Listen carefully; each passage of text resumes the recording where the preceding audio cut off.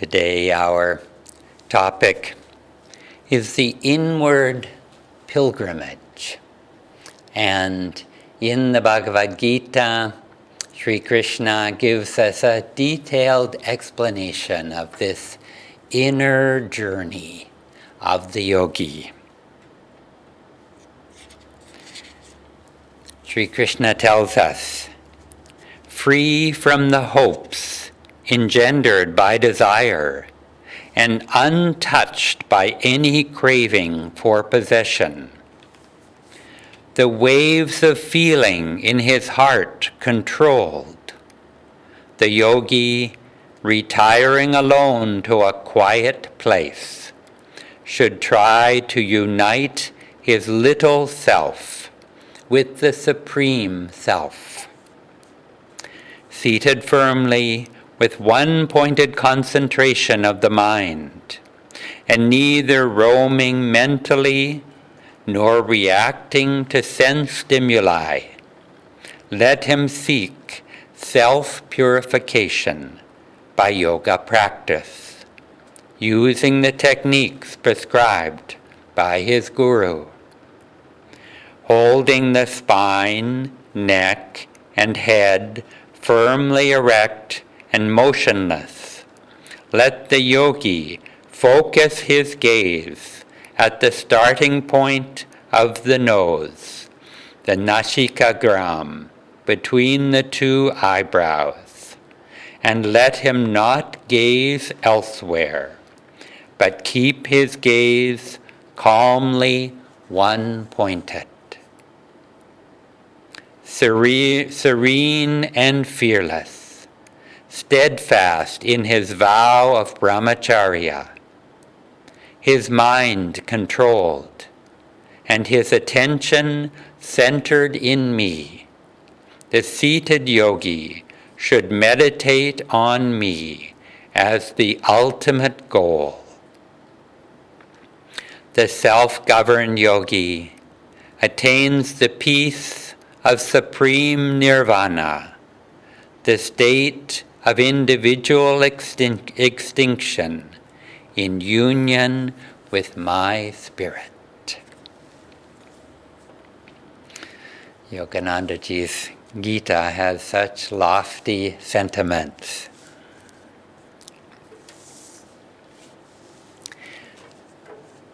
Why do we go on any pilgrimage? Yoganandaji tells us, if you go to places where masters have lived, the vibrations there will quicken your realization. The master's divine vibrations are still there, just as strong as when they were physically present. Those who are in tune when they go to holy places will feel that presence. But first, one has to meditate and prepare oneself. Go to a place not just to see, but to inwardly commune. In the 15 years that Daya and I have led group pilgrimages around India, we've seen hundreds of lives transformed through this process that Guruji tells us, just by being open and by meditating in a place of spiritual power. And some places are powerful because a great saint has lived there or meditated or died there. Some places, like the monasteries in Ladakh, we know that great saints have lived there over the centuries, but we don't know even who they are. And then, in addition, many people meditating and doing spiritual practice for all of those years. And some places that we go have a spiritual power, and whatever may have happened there is now just a legend. And yet, if nothing else, the many years of devotees coming to that place with devotion, with their heart open, has created a spiritual power. And hopefully our group meditating there will augment that power in some little way. And it's less important what happened in a particular place or what religion is represented, as much as the tangible power and that is present there today. And right now, since we can't make an outward pilgrimage, we had to cancel 2 of our pilgrimages lately. Right now is a wonderful opportunity for an inward pilgrimage, and maybe it will be even more powerful to the extent that we're able to do it well. And outward pilgrimage is necessary for most of us, but it's simply a symbol of this inner journey. Yoganandaji said also that the outer universe is but a symbol of the inner one, that is even more real rather than the reverse. He said the sun is a symbol of the spiritual eye in the forehead. And astrology is a symbol of the movements of energy around the spine. And the planets are associated with the chakras, are symbols of the mental and spiritual qualities within us. There's so much about this inner realm that is worth a pilgrimage. There's so little that we understand from our own experience. But we know that to find our way back to God, we have to return the way that we came. We lead pilgrimages near the source of the Ganga in Gangotri and Badrinath, and the journey of spirit traces the inner river of Om to its source. Sri Ramakrishna said, by following the trail of Om, we reach Brahma. In Guruji's poem, Samadhi, which some of you are memorizing, congratulations. In that poem are the words, from joy I came, for joy I live, and in sacred joy I melt again. And this beautifully describes the soul's origin in Om and our blissful return to Om.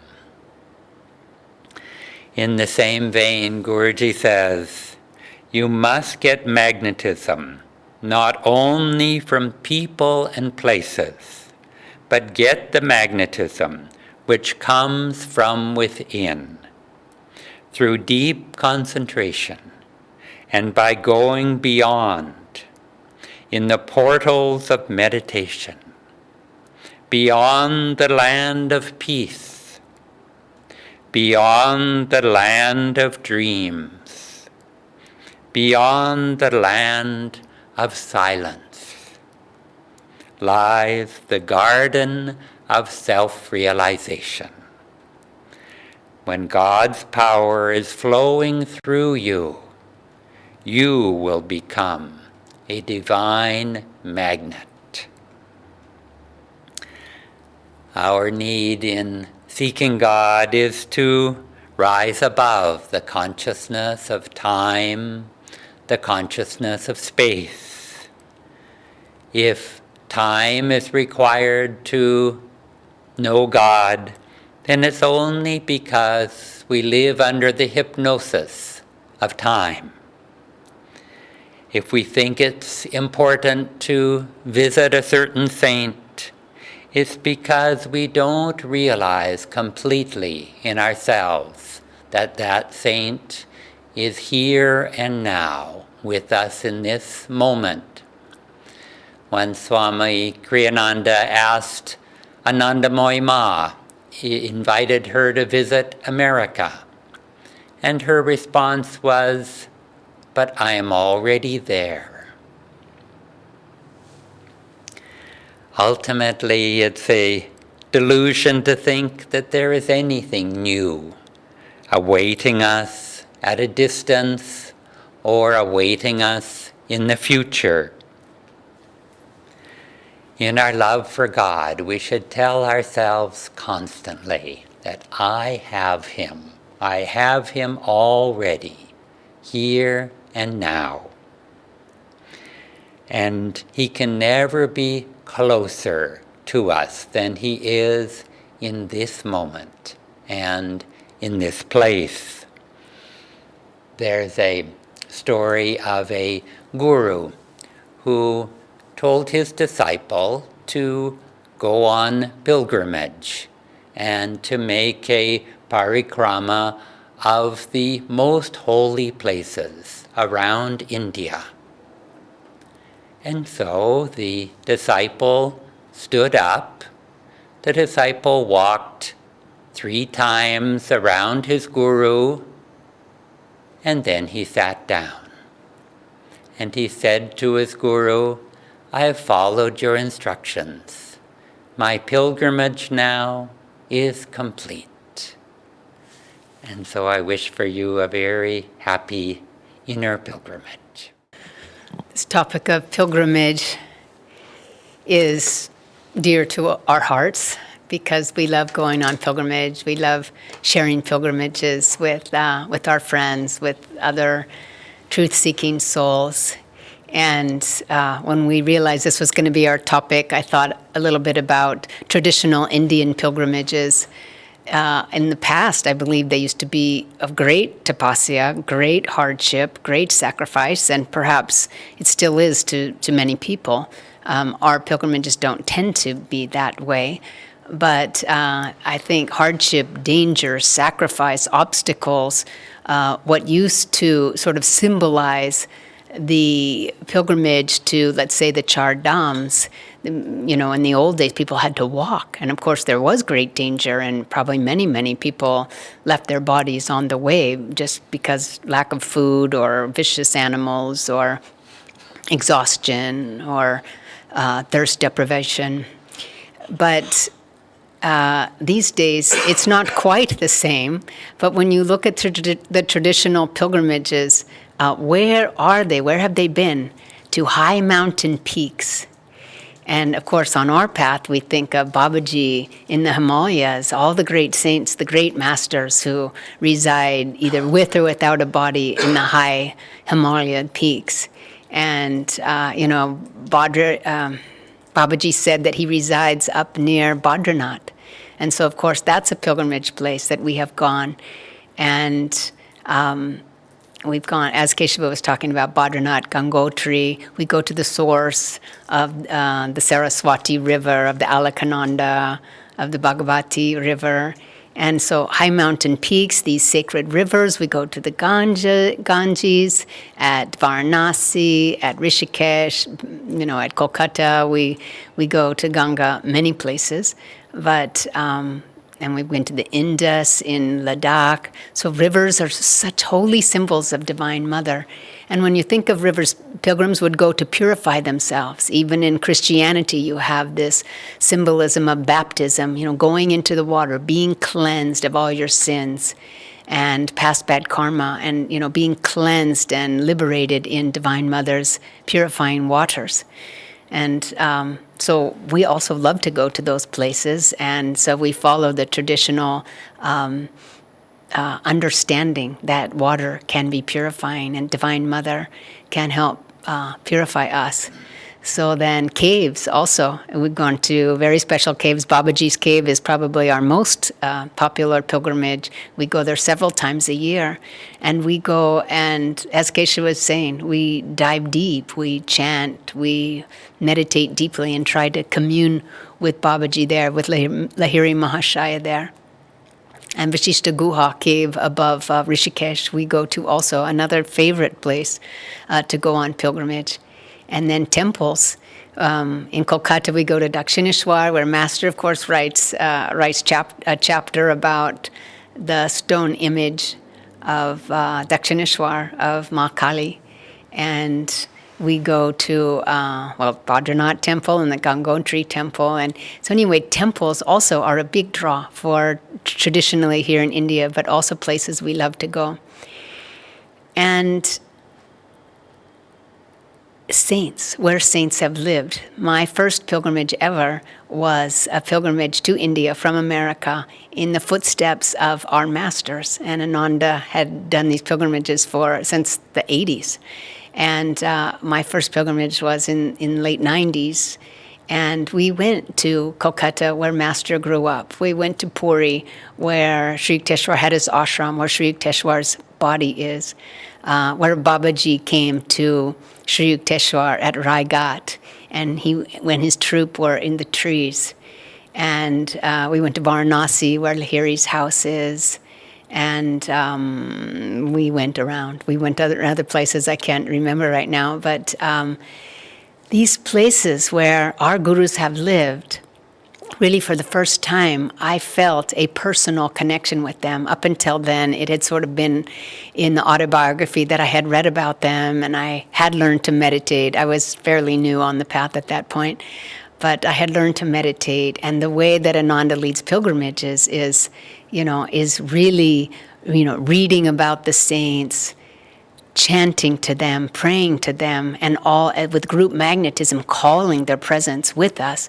And we'd sit down and just hold our minds, our hearts open to receive the divine vibration of our gurus. And I would say almost all of us were able to receive that divine vibration in Master's attic meditation room in Kolkata, where Sri Yukteswar's body is. Just, we opened ourselves, but we prepared ourselves for that. And in that preparation, we were able to receive. And then the second pilgrimage I took with Ananda was to Assisi in Italy, where St. Francis of Assisi, a great devotee of Christ, and St. Francis would be with Christ in form.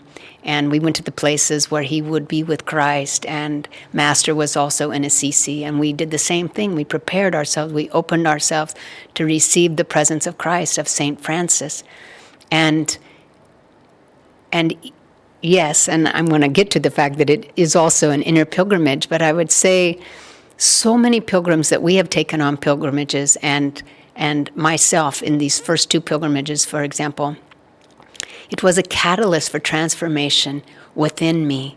And even though that transformation was an inward transformation, it took my preparation, my getting out of my daily life, getting out of my daily routine, putting out the energy. For us, it was putting out, of course, money, resources, but taking, a month off of work. At that time when we came, it was a month off work.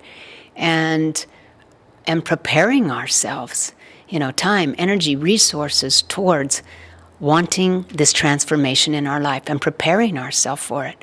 So it was a catalyst. That pilgrimage to Assisi for me was a huge place of transformation. It was on that pilgrimage that I made my lifelong commitment to Ananda, to Swami Kriyananda, to our masters. And even though it seemed like it took this outward environment to do it, I think that all my preparation and openness to receive is what allowed that transformation to take place. So pilgrimage was a catalyst, and I know that many pilgrims going to Babaji's cave or going to Calcutta or even going to Ananda village and various places has also been a catalyst of transformation for them. And we have to ask ourselves, do we need to go outside to do that preparation and to make a change in our daily lives and to put a lot of energy into preparing to receive the presence of the Guru, preparing to receive a transformational inflow of light, of consciousness, where we will be changed forever? I don't think it has to be outward. I think right now, we're maybe perhaps ending this lockdown period, but for many of us, we will be continuing to stay inside.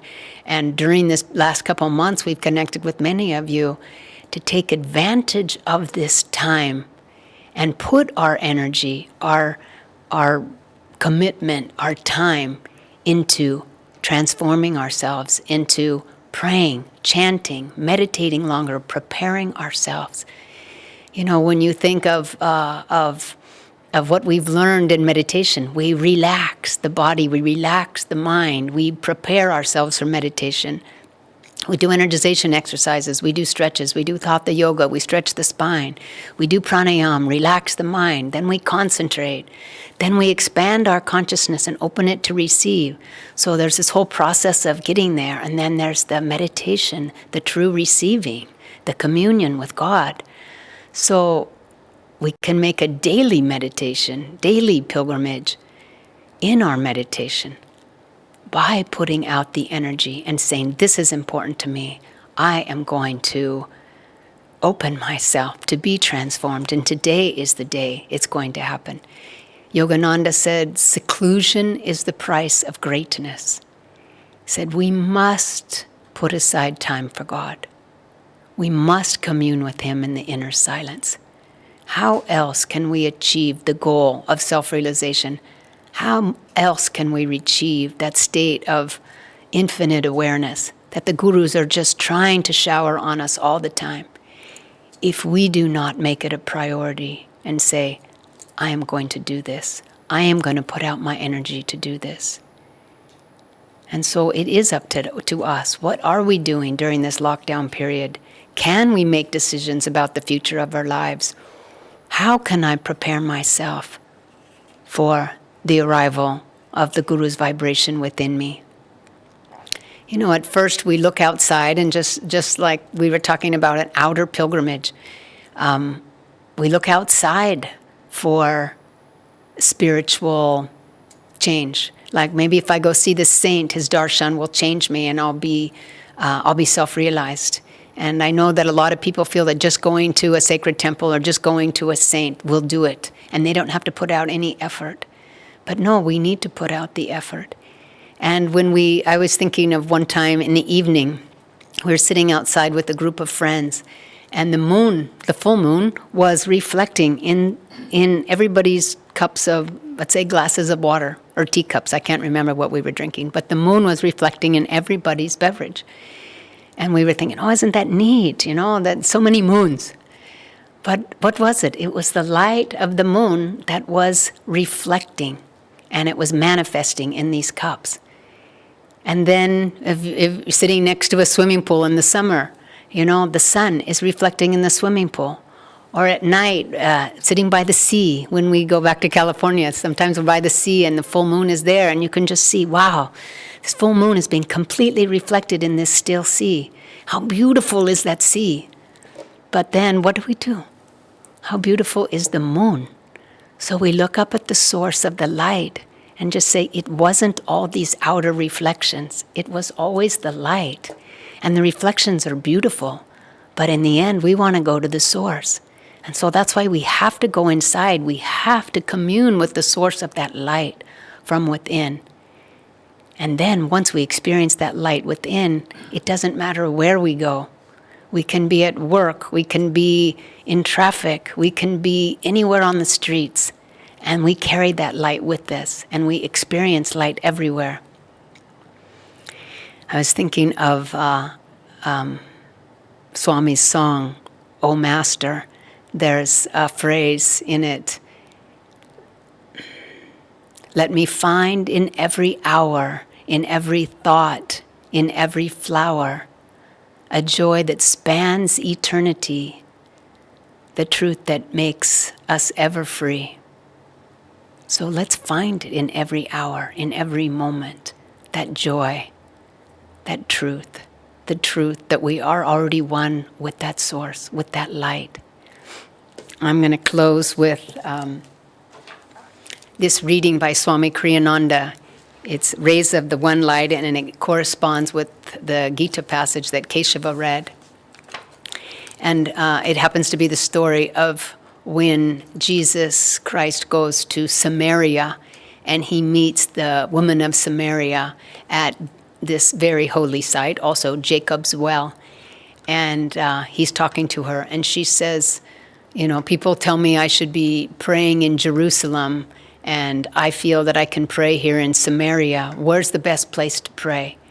And he answers her, "The hour cometh, and now is, when the true worshipers shall worship the Father in spirit and in truth.